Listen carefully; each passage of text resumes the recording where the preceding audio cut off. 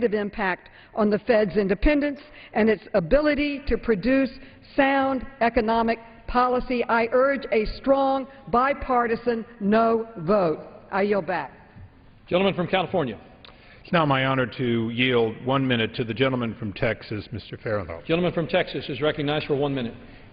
Thank you, Mr. Chairman. You know, the Constitution grants us the power to coin money and regulate the value thereof, and we've delegated this to the Fed.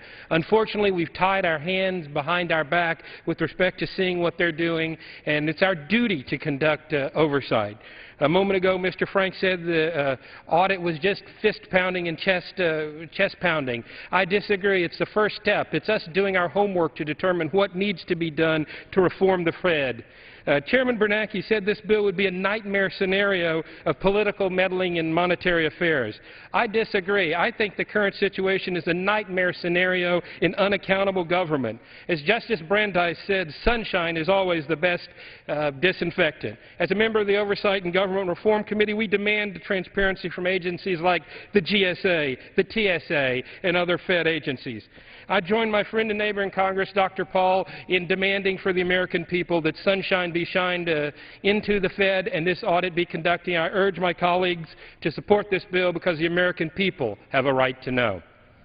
Gentleman from Maryland. I grant the gentleman from Massachusetts 1 minute, Mr. Frank. Gentleman from Massachusetts is recognized for 1 minute. Mr. Speaker, to illustrate the misconceptions about this bill, let's refer to what the gentleman from Utah, Mr. Chaffetz, had to say. He said 76% of the purchases are this and that. Well, if this was so non-transparent, I don't know how we know that. He didn't have a subpoena. But the fact is, yes, he knows that because of the transparency we've already built in, but all the more important, the details, the specifics of every one of those transactions is already public. This isn't about those transactions and about with whom they were done and under what time period. It's about the motives of the people setting monetary policy. And let me address the Constitution. Yes, it is true that the Constitution gives us the power to do this. The Constitution gives us a lot of power. It gives us power to declare war on Canada.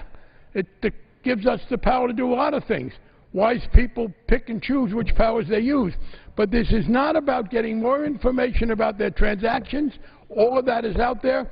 This is an effort to give politicians, a wonderful group of people, of which I am one, more direct involvement in the actual decisions on setting of interest rates than is good for the economy. Gentleman from California.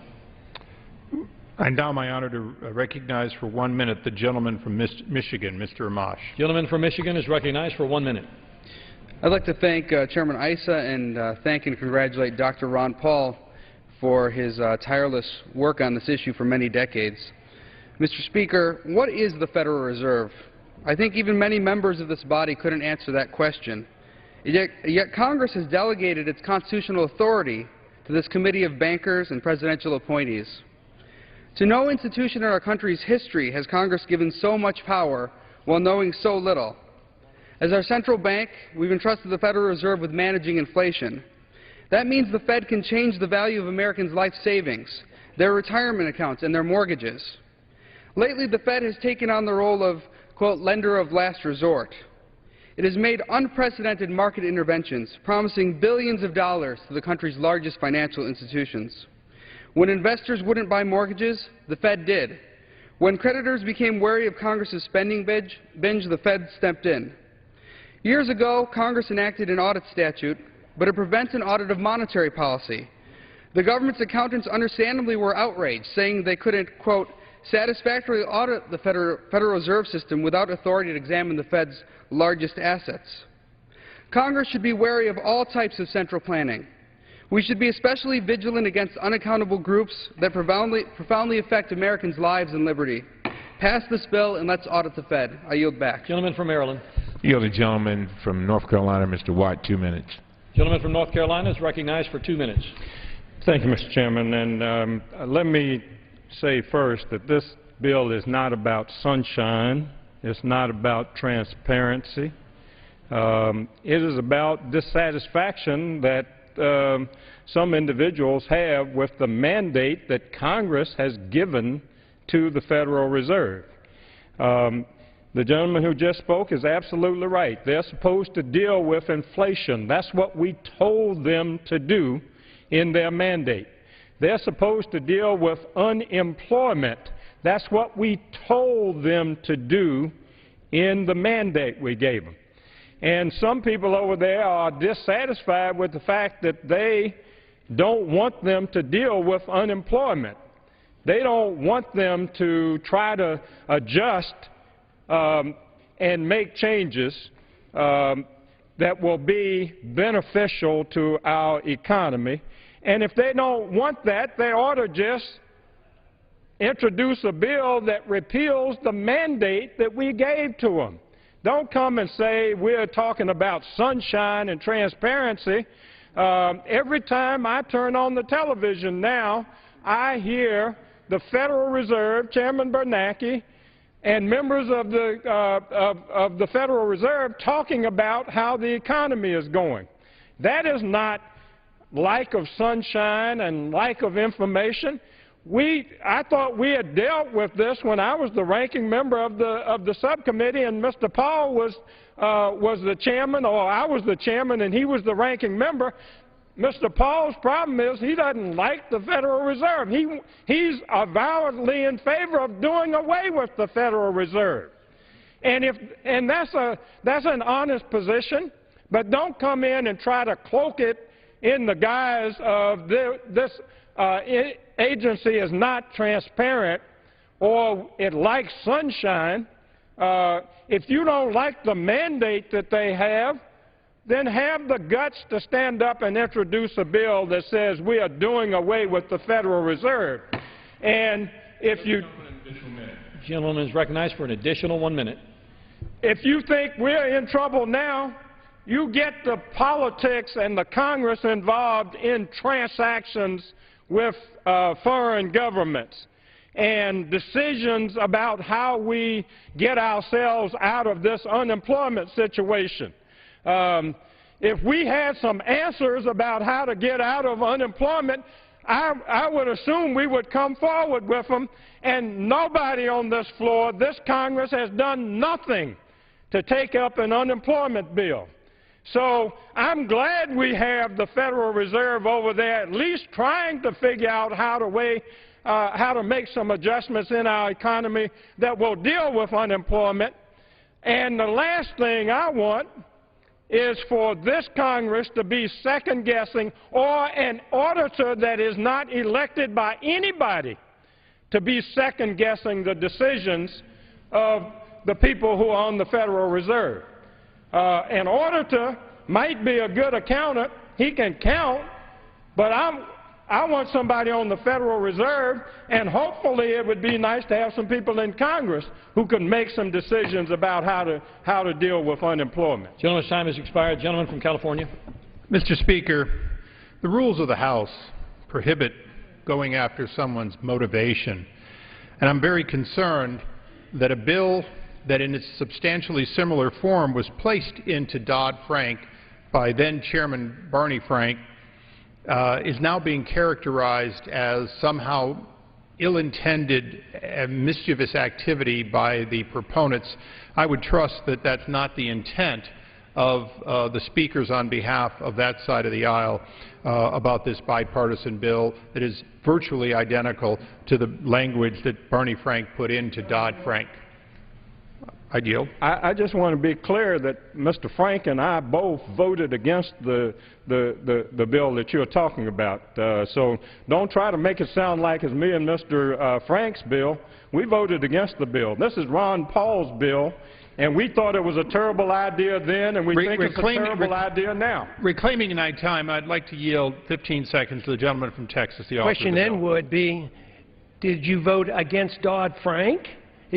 Because it was in Dodd-Frank, it wasn't a separate bill. Maybe on a separate vote you might have done it, but it was in Dodd-Frank. I now recognize the gentleman from Montana for 1 minute. Gentleman from Montana is recognized for 1 minute. Thank you, Mr. Issa, and especially thank you, Dr. Paul. Tomorrow the House of Representatives will uphold our constitutional duty and vote to pull back the secretive curtain of the Federal Reserve. The American people have a right to know. It's an important step in openness and government transparency that's long overdue. Just a few years ago, the Senate rejected an effort to add this strong audit language to the Dodd-Frank bill. but times are changing. Our economy struggles and job creation lags. It's more important than ever to look under the hood of the Federal Reserve. We need to find out exactly what they are doing and why. That way we can determine if the Fed is actually hurting our economy and discouraging job growth. In a democracy, no government body should be allowed to hide behind a curtain of secrecy. That's why I strongly stand behind this legislation. Thank you, and I yield back. Pursuant to the Chair's announcement of earlier today, the House will now observe a moment of silence in memory of Officer Jacob J. Chestnut and Detective John M. Gibson. Will all present please rise in observance of a moment of silence.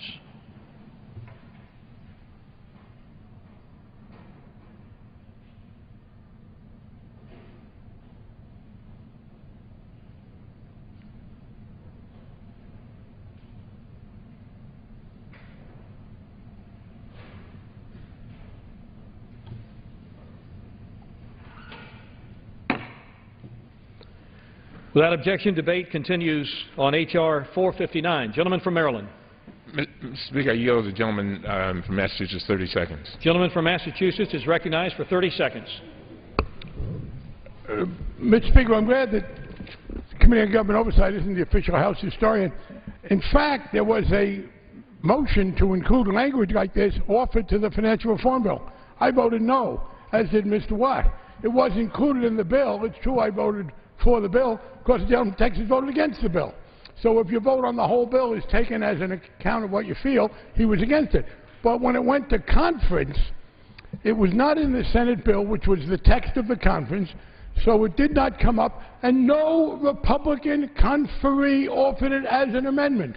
That is, in the conference, that language which I and the gentleman from North Carolina voted against was not offered by any member of the conference, Democrat or Republican. Expired. Gentleman from California.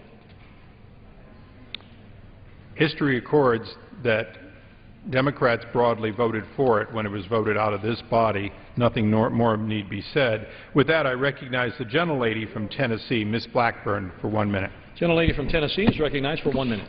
Thank you, Mr. Chairman, and I thank the gentleman from California for the time, and I want to commend the gentleman from Texas, Mr. Paul, for his excellent work on this issue. Recently, I had a constituent say to me in a town hall meeting they thought it was time for Congress to start putting some mandates on the federal government. They're tired of government mandates on them. Why don't we mandate? Why don't we hold them accountable? This is a piece of legislation that does exactly that. It requires the GAO to conduct a full audit of the Board of Governors of the Federal Reserve System and of the Federal Reserve banks by the Comptroller General before the end of the year. That is significant. A timeline to do a job, to be held accountable to the people of this great nation for how they spend their time, their money, the decisions they make that affect us. It is imperative that we get this economy back on track. The actions that we will vote on today are part of that. Having a Federal Reserve that is accountable to our constituents, accountable to the people of this nation. I commend the gentleman for a move toward transparency and accountability. Yield back. Gentleman from Maryland. Mr. Speaker, may I inquire as to how much time we have? Gentleman from Maryland has 6 1/2 minutes remaining. Gentleman from California has 9 1/4 minutes remaining. Mr. Speaker, I yield myself such time as I may consume. Gentleman is recognized. Mr. Speaker, I rise today in opposition to H.R. 459, which passed out of the Oversight Committee without even a single hearing and without testimony from any Federal Reserve officials. Let me be clear. The Government Accountability Office has had the authority to audit the Federal Reserve's books for 3 decades. In 2010, the Dodd-Frank Act expanded the types of audits GAO conducts of the Federal Reserve, as well as the data the Fed must disclose to the public. For example, Dodd-Frank required GAO to audit the emergency financial assistance provided during the financial crisis. The Act also opens discount window operations and open market operations to audit so GAO can assess their operational integrity, collateral policies, fairness, and the use of third-party contractors. And Dodd-Frank requires the Federal Reserve to release information regarding borrowers and counterparties participating in discount lending programs and open market operations. Mr. Speaker, as a conferee who helped craft the final Dodd-Frank legislation, I supported all of these provisions. I believe other areas of the Federal Reserve's operations are also ripe for audit. During the committee's consideration of this legislation, I offered an amendment that would require GAO to perform an audit of the independent foreclosure reviews currently being conducted by the Federal Reserve and the Office of the Comptroller of the Currency. 14 mortgage servicers have been required to establish a process under which borrowers can request an independent review of their loan histories. But at the end of May, only 200,000 out of 4.4 million eligible borrowers have requested an independent review of their foreclosure cases. We need to understand whether the design of the program has limited the number of borrowers who have sought reviews of their cases. Further, it is unclear how the types and the amounts of remediation are being determined. This is precisely the type of issue that should be reviewed by the GAO. Certainly, the public has a right and the Congress has a responsibility to know and understand the transactions and enforcement actions undertaken by the nation's central bank. However, when Congress established the Fed in 1913, it understood that independence from political interference was critical to the bank's ability to fulfill its monetary policy responsibilities. The Dodd-Frank Act was carefully crafted to expand transparency while preserving the protections that ensure the independence of the Federal Reserve's internal deliberations on monetary policy matters. The Board of Governors of the Federal Reserve must be able to pursue the policies it considers most responsive to our nation's current economic conditions and most likely to fulfill its dual mandate of promoting maximum employment and stable prices. We should not allow GAO examinations to be the back door through which politics intrudes on monetary policy, which is what this legislation would allow. Opening the Federal Reserve's internal policy deliberations to GAO review would influence how such deliberations are conducted and potentially the policies that are chosen, thus degrading the Fed's independence.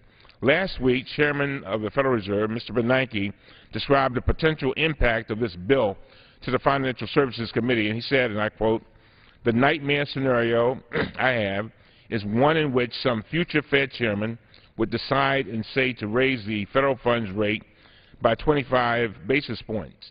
And somebody would say, I don't like that decision.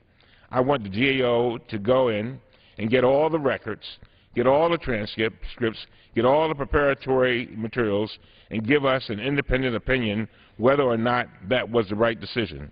I share Chairman Bernanke's concern.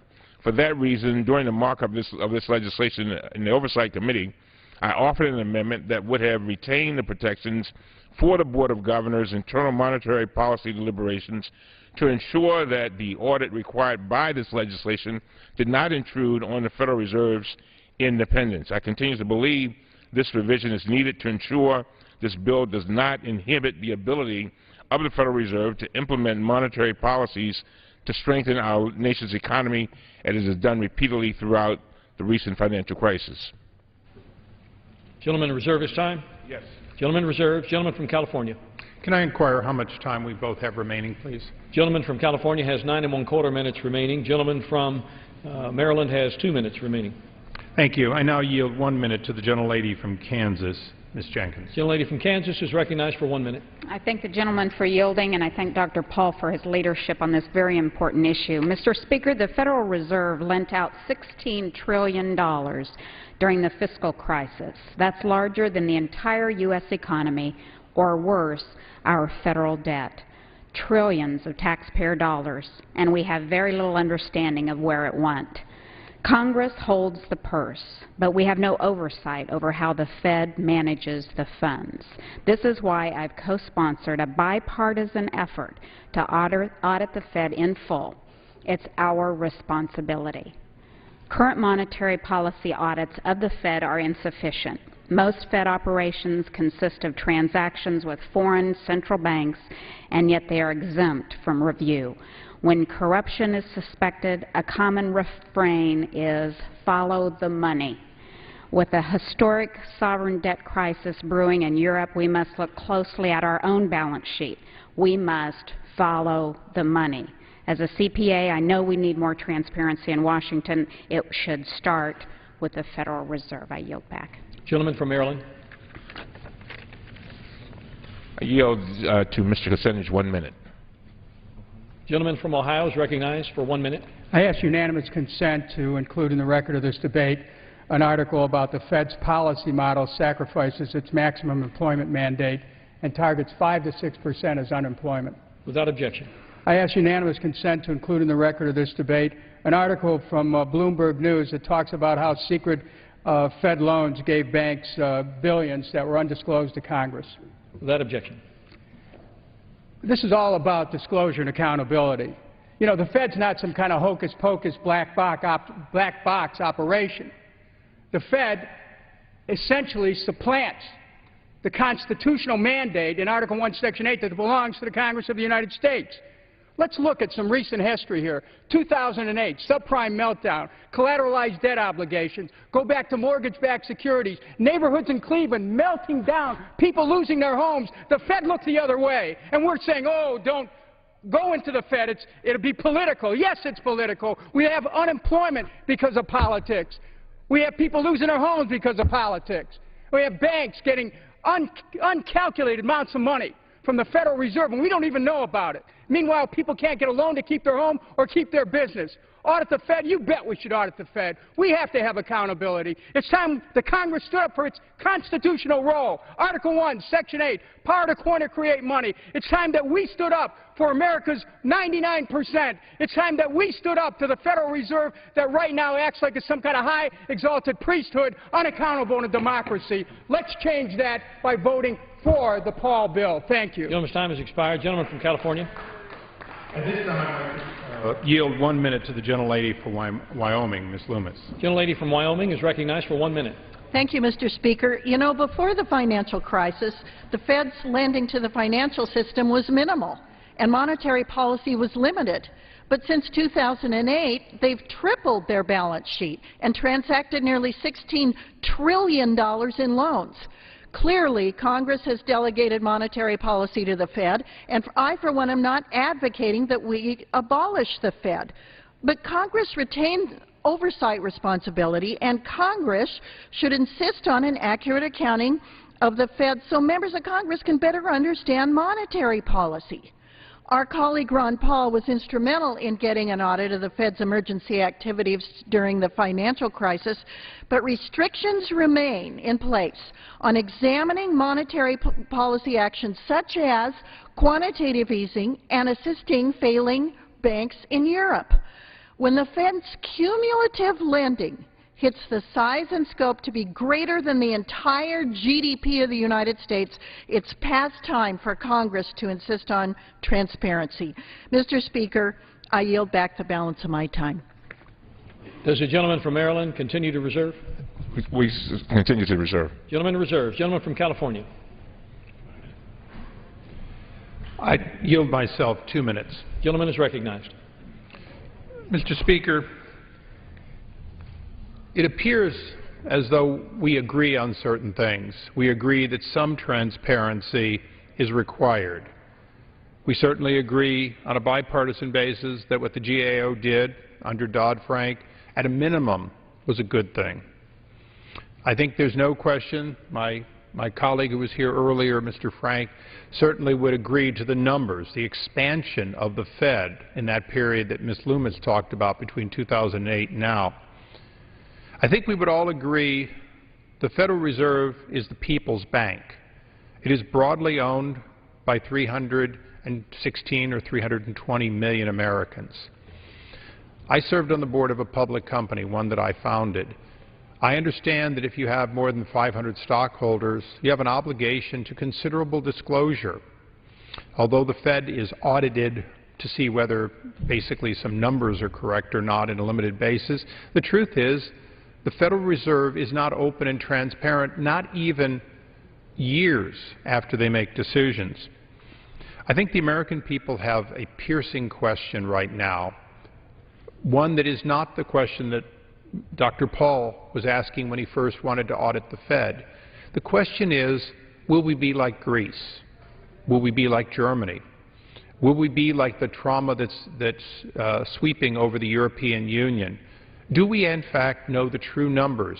Do we know the extent of the leverage and the policies and the accuracy and the knowledge of the Federal Reserve? I think calmly we have to ask that question.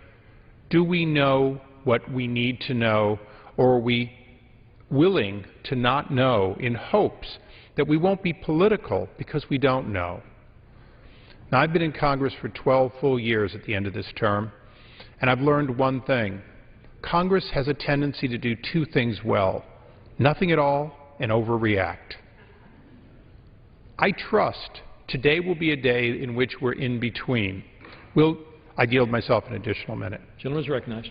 We would do something so that we would know more a year from now than we know today. We would not overreact. We would not want to stifle what the Fed has done historically without an awful lot more study. Changes to an entity like the central bank should be done thoughtfully and over time. My friend Dr. Paul would like to do more than this bill does. But this minimal effort offered on a bipartisan basis is offered today because we believe the American people have a right to know, an interest to know, and a need to know. With that, I reserve the balance of my time. Gentleman's time is reserved. Gentleman from Maryland. I yield the gentleman, Mr. Clay, 1 minute. Gentleman from Missouri is recognized for 1 minute. Mr. Speaker, I rise in support of H.R. 459. This bill directs the Comptroller General to conduct an audit of the Federal Reserve. Since 1982, the GAO has had authority to audit the Federal Reserve Board and banks, subject to exception for monetary policy-related decisions and activities.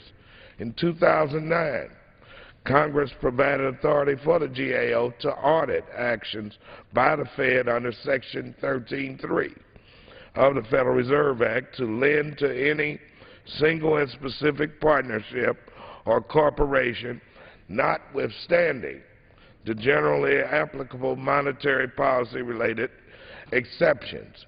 In 2010, the Dodd-Frank Wall Street Reform Act added new audit authorities. In addition, GAO has conducted a number of other reviews of Federal Reserve activities, but we need a full audit, and I urge my colleagues to vote for the bill. I yield back. Gentleman's time has expired. Gentleman from California. Mr. Speaker, can I inquire on how much time is available? Gentleman from California has 4 1/4 minutes remaining. The gentleman from Maryland has all of his time has expired. And with that, I'll close. Mr. Speaker, I won't use all of our time. Slightly different opinion than the ranking members. I believe regular order has been followed on this bill and then some. This is something that Dr. Paul has worked on a bipartisan basis with Republican presidents and Democratic presidents, with Republican Congresses and Democratic Congresses. The support for this, as you saw here today, goes to Republicans and Democrats, progressives, conservatives, blue dogs. The American people want to know. I don't believe the American people are afraid to know. Of course the American people would not be comfortable with interference with the Fed, with micromanaging policy decisions, with tearing down the institution. But in fact, I think that the 9/11 of the financial market, if you will, the meltdown in 2008 and 2009, $1 trillion nearly in TARP money, and countless trillions in expansion of the balance sheet have taught us one thing: what we don't know can hurt us. Now, before 9/11 of the financial market, before the meltdown, before the Lehman Brothers and Bear Stearns evaporated, we would have thought, well, there's some very smart people on Wall Street, and we'd have been right. But smart people can be wrong. We put very good people on the Federal Reserve Board. We choose very good chairmen. Chairman Bernanke was a choice of Republicans and Democrats alike. But ultimately, looking over the shoulder by Congress, by my committee, by the Financial Services Committee, just to ask the question, are those numbers undeniable truths brought down on tablets, or are they in fact open to second-guessing after the fact, questioning of whether or not a model works, or whether there is just a small but meaningful opportunity for tens of trillions of dollars to fall on the backs of the American people if they got it wrong? That's the question the American people asked. And after 2008, it's a question Congress must ask. When Chairman Frank voted for Ron Paul's bill, perhaps he didn't want it, but he voted for it, as did countless Democrats. Ultimately, it was reduced, but not eliminated in conference. There was some recognition that it needed to be audited. Today, what we're doing is asking to send to the Senate a piece of legislation that more purely and clearly says, I believe the American people have a right to know. Perhaps the Senate will take up a slightly different version. Perhaps it'll be truly a one-time audit. Perhaps it'll be limited. But the American people need to hold us in the House and our counterparts in the Senate responsible that we do know what we need to know, and that we will never again say we rely on other people to be so smart that we shouldn't look over their shoulder. That's not what the America that I grew up in. It's not the clear and transparent America the American people are asking for. And with that, I urge passage of this bipartisan bill and yield back the balance of my time. The gentleman yields back his time. The question is, will the House suspend the rules and pass H.R. 459 as amended? Those in favor say aye. Those opposed, no. In the opinion of the chair, two-thirds being in the affirmative.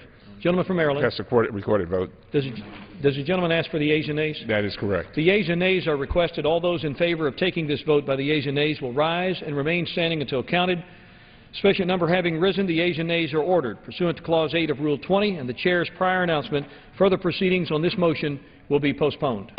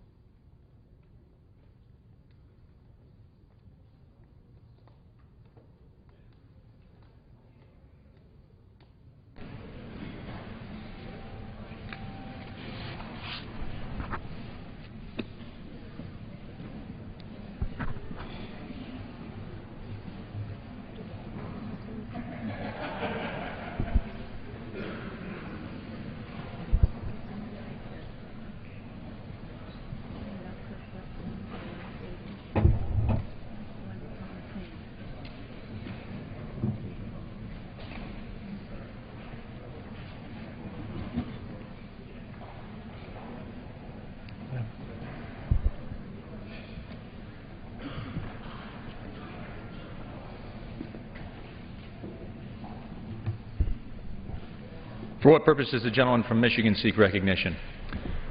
Mr. Speaker, I move that the House suspend the rules and pass the bill H.R. 4157. Does the gentleman call the bill as amended? Yes. Clerk will report the title of the bill. H.R. 4157, a bill to prohibit the Secretary of Labor from finalizing a proposed rule under the Fair Labor Standards Act of 1938 relating to child labor. Pursuant to the rule, the gentleman from Michigan, Mr. Walberg, and the gentlewoman from California, Ms. Woolsey, each will control 20 minutes. The Chair recognizes the gentleman from Michigan. Thank you, Mr. Speaker. I ask unanimous consent that all members may have 5 legislative days in which to revise and extend their remarks on H.R. 4157. Without objection, so ordered. Mr. Speaker, I yield myself such time as I may consume. The gentleman is recognized. I want to first thank my colleague from Iowa, Congressman Tom Latham, for introducing this very important legislation. Representative Latham is a longtime advocate for farmers and agribusiness, and his leadership in Congress is greatly appreciated. According to a report on MLive.com, a news site from my home state of Michigan, parts of the country are experiencing the worst drought in more than 20 years. Jim Spink, a 6th-generation farmer from Michigan's Liberty Township, said this: "It's going to be one of the years that separate those that are positioned well financially and those that are not." Unpredictability in the weather and harvest are not new challenges for American farmers. Quite the contrary. It's a way of life. Farmers work each day under difficult circumstances, growing the food and resources necessary to power this nation and this world. And often the presence of a son or daughter working with their parents is important to a farm's long-term success. Federal labor policies recognize the support youth provide to family farms by exempting farmer workers between 14 and 16 years of age from restrictions on agricultural activities. For decades, this exemption has applied to youth working on a farm owned or operated by the parent or an individual's standing in place of their parent. With farmers facing a tough year with high temperatures and low rainfall, we should continue to support the ability for youth to experience safe employment in American farming. That's why many were shocked when the Obama administration announced new rules that would make it difficult for young people to work on family farms.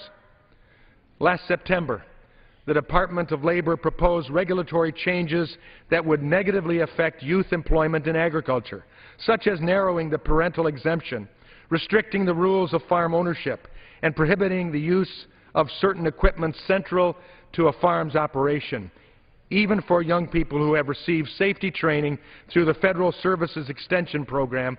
The Labor Department even tried to prevent youth from working with non-toxic pesticides available at the local hardware store. These proposed regulatory shifts failed to reflect the changes in farming that have occurred in recent years. We all want to keep young people safe from harm, especially when they work in an inherently dangerous environment. However, the administration's proposal would deny youth an opportunity to gain hands-on experience that is often crucial to a farm's survival. Throughout our history, farms have been handed down from one generation to the next through the knowledge a future farmer gained working alongside his or her parents. Public policy should promote this great American tradition, not dismantle it. Mr. Speaker, across the country, many farmers are struggling. While I recognize the Department has withdrawn its proposal for now, we owe it to these hardworking men and women to remove as much uncertainty as we can, especially uncertainty caused by flawed government policies. I'm proud to support the Preserving America's Family Farms Act and urge my colleagues to vote yes. I reserve the balance of my time. Gentleman reserves. Gentleman from California is recognized. Mr. Speaker, I yield myself as much time as I may consume. Gentlelady is recognized. Mr. Speaker, last September, the Department of Labor published a proposed rule on children employed in agriculture. I saw it as an important regulation that would protect young people working in one of the top 3 most hazardous industries in the nation, agriculture. But in May, the Department withdrew the rule. I want to say this again. In May of this year, the Department withdrew the rule. That wasn't enough, apparently, for the Republican majority. Today, they've decided to waste precious legislative time on a bill that tells the Department of Labor not to issue this regulation. Again, a regulation the Department already withdrew. Today's debate gives new meaning to the idea of government waste. Not only did the Department of Labor withdraw this rule, the administration has said it will not reissue the rule. I was just disappointed that the Department chose not to pursue the rule in the first place, because the rule sought to implement specific recommendations made by the National Institute of Occupational Safety and Health, OSHA, and increase parity between the agriculture and non-agricultural child labor provisions. Agriculture is dangerous, Mr. Speaker. Children working on farms, like their adult counterparts, work with or around toxic pesticides. They carry very heavy materials, and they use dangerous equipment. The fatality rate for child farm workers is 4 times higher than the children in other industries. There are an estimated 400,000 children working on farms that are not owned by family members. And those children deserve health and safety protections. That is all this rule would have required. Children under 16 should not be permitted or required to work with hazardous pesticides or dangerous equipment, period. But let's be clear, nothing in the proposed rule would have applied to children working on their parents' farm in the first place. I've been a steadfast supporter of family farms throughout my 20 years in Congress. We have many family farms in California's 6th Congressional District. They are the important economic engine and a part of the fabric of our beautiful, diverse community. My intent here, Mr. Speaker, is simply to protect children who are in danger of being exploited and injured. The withdrawal of this rule was disappointing. Today's debate, however, is a disgrace. There are nearly 24 million Americans unemployed or underemployed. Instead of addressing the real issues that affect them, we are debating legislation that does nothing that hasn't already been done. It already prevents a rule that has been prevented by powerful special interests, and talk about a waste of taxpayer money. With the Republican majority taking floor time with meaningless legislation like this, it's no wonder Congress has an approval rating in the low teens. I reserve the balance of my time. Gentlelady reserves. Gentleman from Michigan. Mr. Speaker, I yield 3 minutes to the gentleman from Iowa, the sponsor of the bill, Mr. Latham. Gentleman's recognized for 3 minutes. I thank the Speaker, thank the gentleman for yielding. And, Mr. Speaker, I'm pleased to stand today in support of H.R. 4157, Preserving America's Family Farm Act. This is a very bipartisan bill that I think really gets to what we're concerned about in agriculture today. Anymore these days, it seems like armies of federal bureaucrats are drawing up new regulations, often with little or no consideration or understanding of the very industries that they're trying to regulate.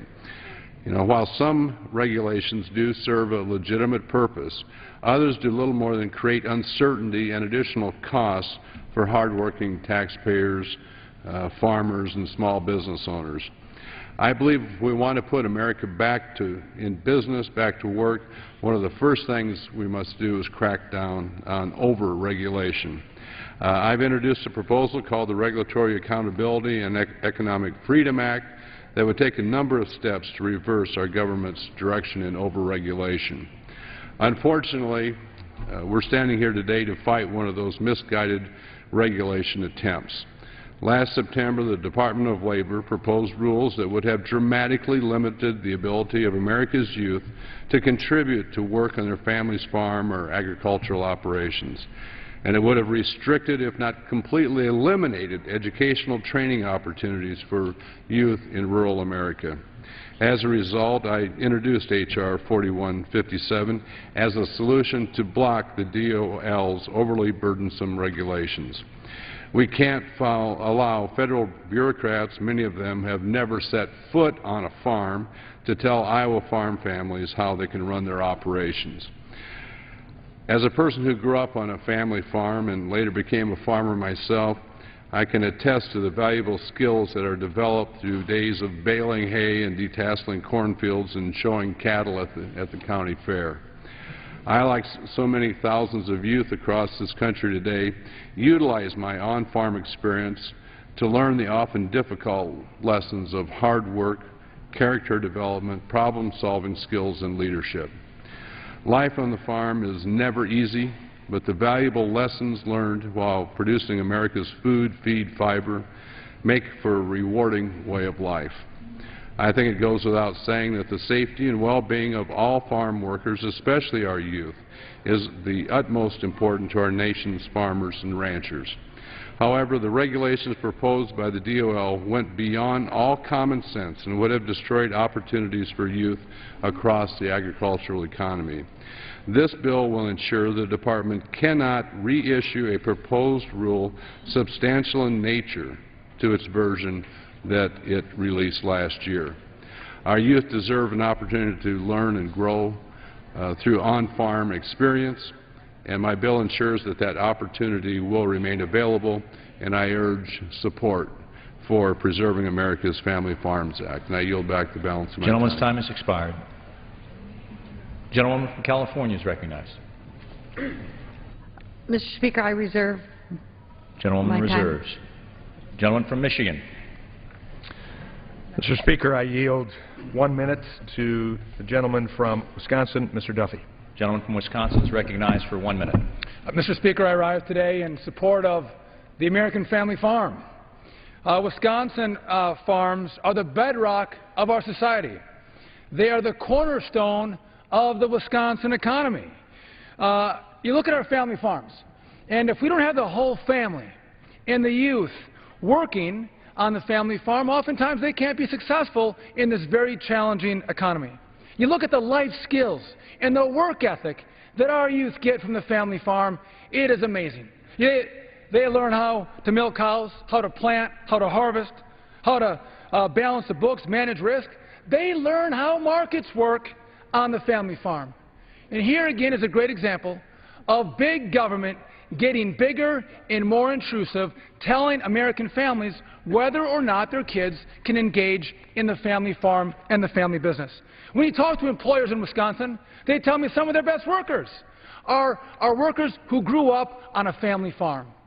And if you look even back, I mean, thank goodness that we didn't have my friends across the aisle who are now going to complain about the family farms. The greatest generation was raised on the family farm. With that, I yield back.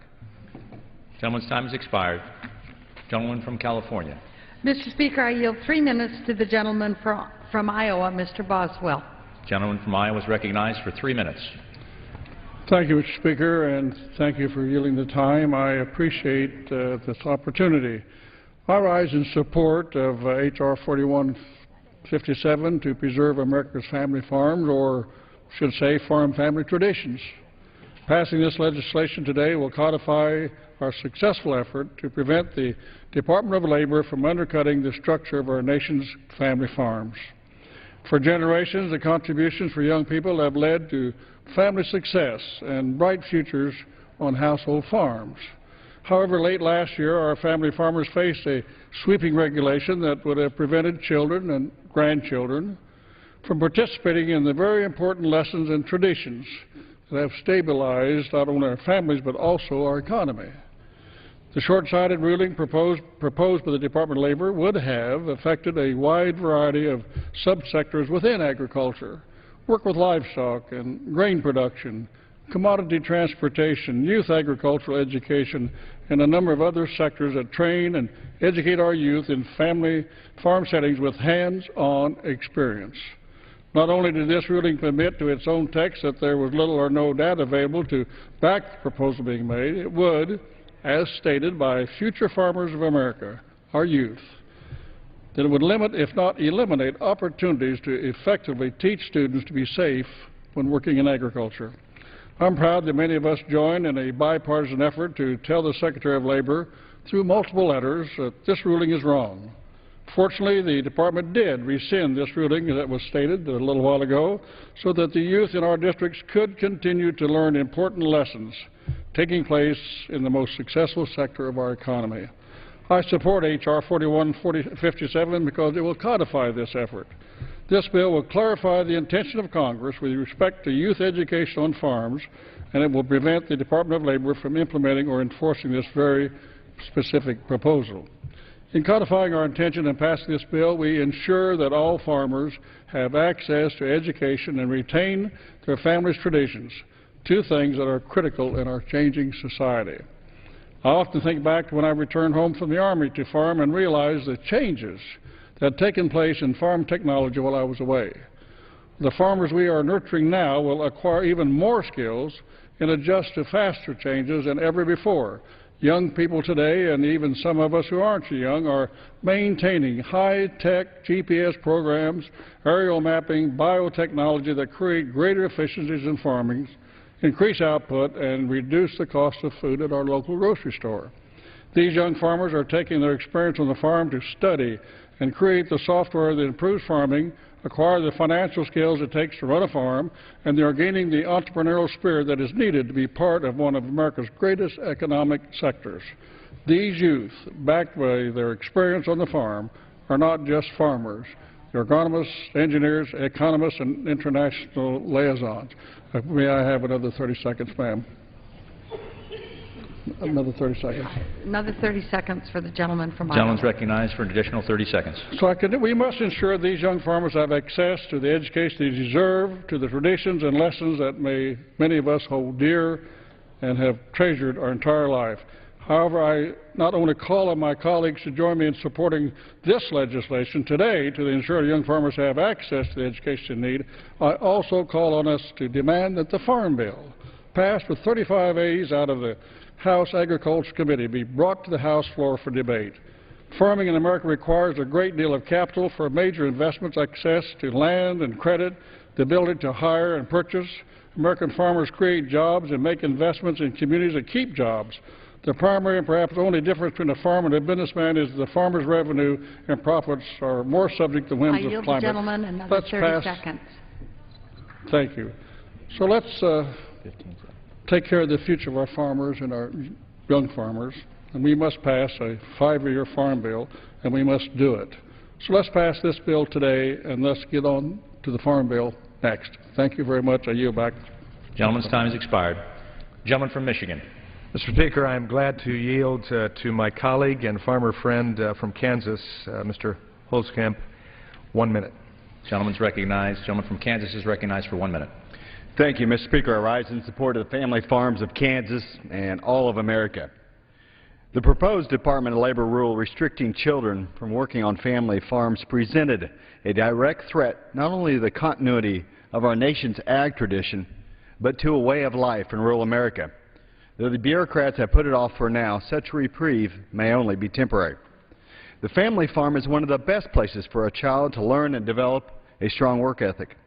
I know this as a former farm kid myself, now a fifth-generation farmer who hopes that my children will be the sixth. With our aging crisis facing agriculture, the last thing we need is for Washington bureaucrats who know next to nothing about the family farm, or rural America for that matter, to regulate it into oblivion. Parents, not bureaucrats, know what's best for their children. Moms and dads should be trusted to raise their kids as they see fit. I encourage my colleagues to support this bill, and I yield back the balance of my time. Gentleman yields back. The gentleman from California. I reserve my time. Gentleman reserves. Gentleman from Michigan. Thank you, Mr. Speaker. I yield at this time to a rancher kid, former rancher kid, and rancher, and colleague of mine. 2 minutes to the gentlelady from South Dakota, Christine O. Gentlelady from South Dakota is recognized for 2 minutes. Thank you, Mr. Speaker. And it's often through debate here on different bills and legislation that comes that we learn things about each other. We may learn about facts about a bill that we're discussing or experiences that we've all had. A lot of people probably don't know about me is that I care deeply about this subject because I lost my dad in an accident on a farm. It was devastating to our family, but I thank God every single day for every moment that I had working beside him growing up on the family farm. It was there that I learned how to pick out good land and look for good soil. It's where I learned how to identify a cow that would be a good mother or a good milker. And it was there that I learned to look at a problem and not just talk about it, but to actually solve it and to fix it. And so my children are having that same experience with me. We get the chance when I go home from here to work together, to work with our livestock and our animals, and we love it. I would be devastated if a Washington bureaucrat came and told me that no longer could I teach my children the way of life that was passed on to me by my father because of a decision that they decided they would be safer, that was no longer allowed. So that's why I stand here today in support of H.R. 4157, Preserving America's Family Farms Act. The Department of Labor talked about putting this regulation in place. They withdrew it because of pressure from American people who recognized that it was not the way to go about regulating family farms, and this act is just going to ensure that they can no longer take this action and put it into place. So with that, I proudly stand here and protect our family farms and our way of life by endorsing this act. With that, I yield back. Gentlelady yields back. Gentlewoman from California. Mr. Speaker, I yield 4 minutes To the gentleman from Oklahoma, Mr. Boren. Gentleman from Oklahoma is recognized for 4 minutes. Thank you, Mr. Speaker. I rise today in strong support of H.R. 4157, the Preserving America's Family Farms Act. I commend my friend Mr. Latham and his entire staff for all their hard work on ensuring that the Department of Labor's proposed rule to restrict family farm tradition be reversed.